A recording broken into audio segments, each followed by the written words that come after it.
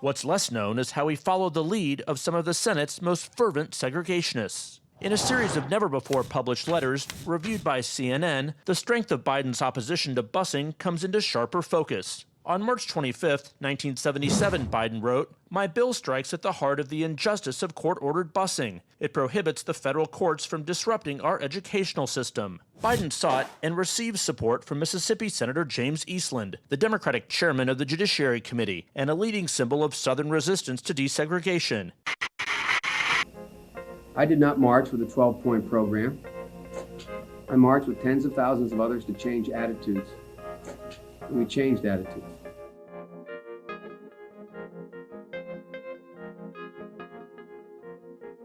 When I was 17 years old, like many of you, I participated in sit-ins to desegregate the restaurants and movie houses of Wilmington, Delaware. I came out of the civil rights movement. I was one of those guys that sat in and marched and all that stuff.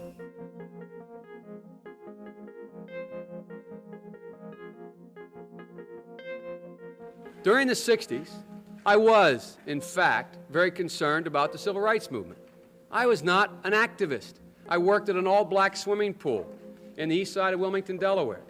I was involved in what they were thinking, what they were feeling.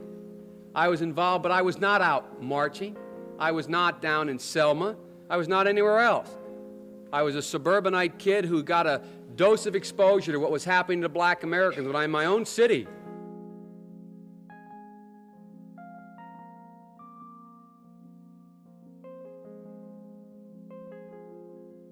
You know, when I was a teenager in Delaware, for real, I got involved in the civil rights movement. We have the 8th largest black population in America. Most people don't know that.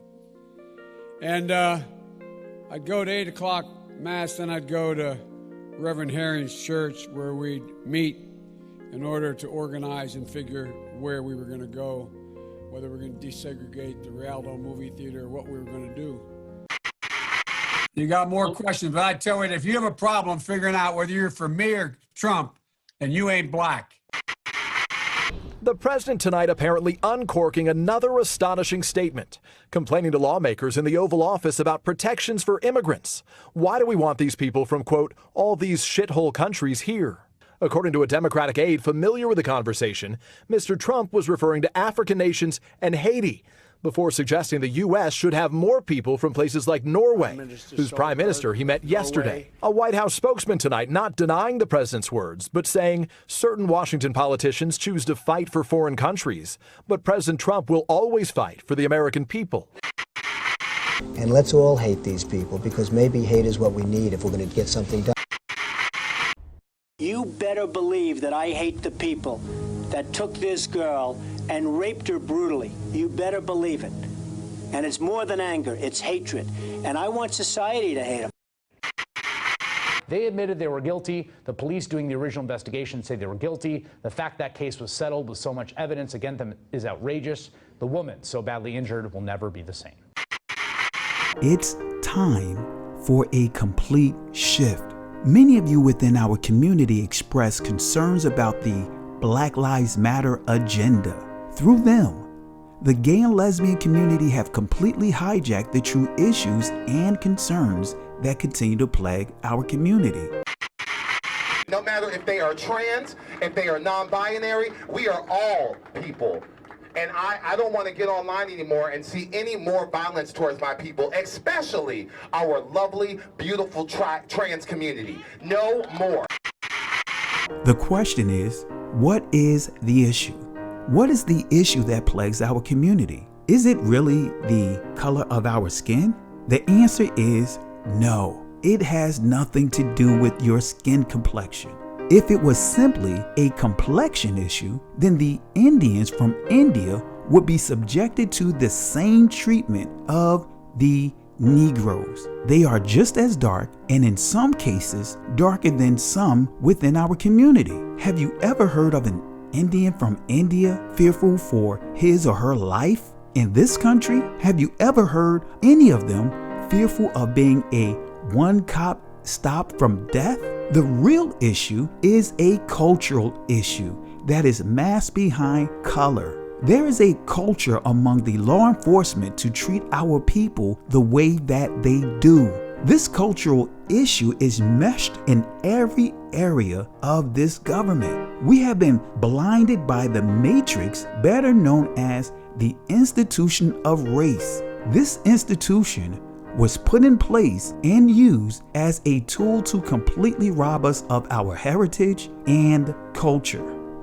What is the solution? Well, the solution starts with the actions of repentance followed by the actions of deliverance. That's where the non-affiliate party comes into play. This is a group created for our people and birthed within our people. Now what?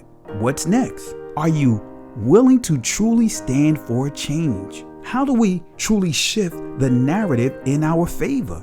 It starts with changing your party affiliation. Change your support by separating yourself from both the Democrats and the Republican Party.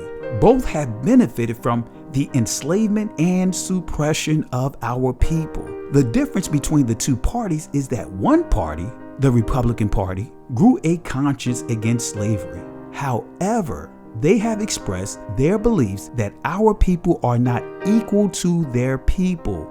They have expressed the differences between being free from forced labor versus being treated as an equal. In 1862, Abraham Lincoln stated, "Our Republican system was meant for a homogeneous, in other words, same kind people." He declared, as long as the Negroes continued to live with the whites, they would constitute a threat to the national life. Family life might also collapse, and the increase of the mixed breed bastards might someday challenge the supremacy of the white man. Again, he stated, Abraham Lincoln, he stated, "Our Republican system was meant for a homogeneous, in other words, same kind people." Lincoln's speech at the fourth debate with Stephen Douglas in Charleston, Illinois, September 18th, 1858, he says this, "I am not, nor ever have been, in favor of bringing about in any way the social and political equality of the white and black races. I am not, nor ever have been, in favor of making voters or jurors of Negroes, nor of qualifying them to hold office, nor to intermarry with white people.